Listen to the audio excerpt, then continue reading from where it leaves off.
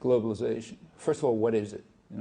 I mean, globalization, used neutrally, globalization just means international integration. Okay, everybody's in favor of it. I mean, it's been the core principle of the left and the working class movement since their origins. That's why every union is called an international. Okay, everybody's in favor of globalization.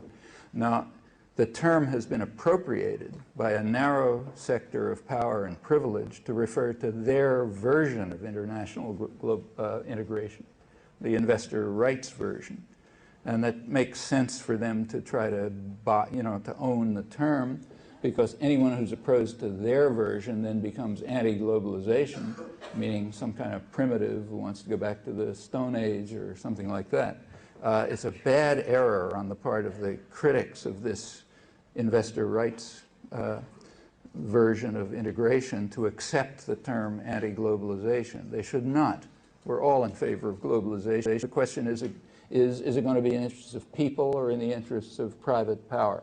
All right, now just using the term neutrally now, has it increased or has it decreased? Well, in many respects, it's decreased. Take what Adam Smith meant by it, okay? You're supposed to love Adam Smith. The core of free trade, according to Adam Smith, is what he called free circulation of labor, meaning people can go wherever they want.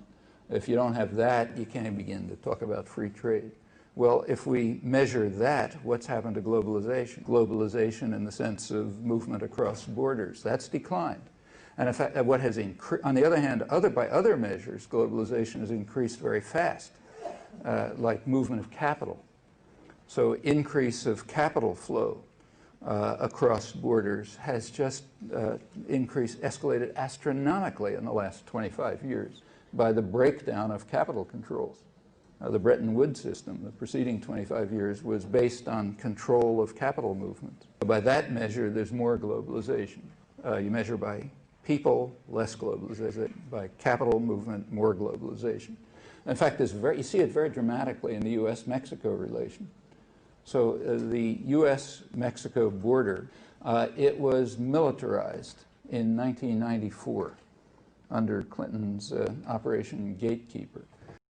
It was militarized in order to stop the movement of people across the border. That is, to cut back international integration. Why in 1994? Well, because that was the year when NAFTA was initiated. NAFTA is claimed to be something that increases integration between Mexico and the United States, but not people. Measured by people, it cuts back the flow. That's why you had to militarize the border. Why did they want to militarize the border? Well, because what they predicted in Mexico is what's called an economic miracle from NAFTA, which means a disaster for most of the population.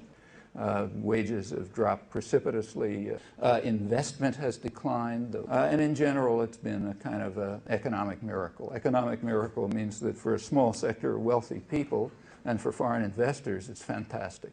That's the definition of a miracle. And they expected that, and that's why you had to militarize the border. So did that increase integration or decrease it? Well, that's an ideological question. Depends what you want to measure.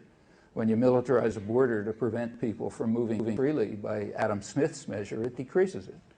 Okay, by the measure of, the owners of the economy, it increases it. They make more profit.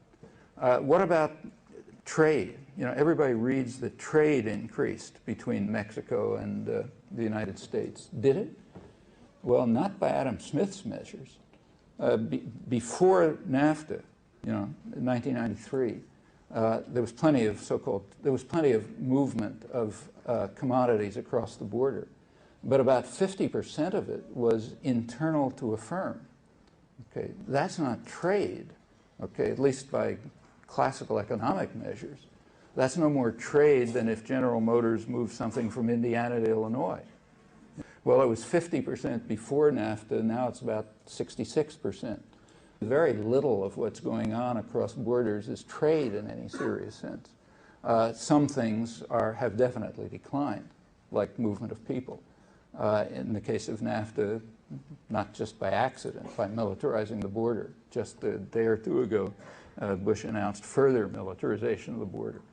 That's cutting back international integration. I mean, pretext is drugs, but that's pretext for anything.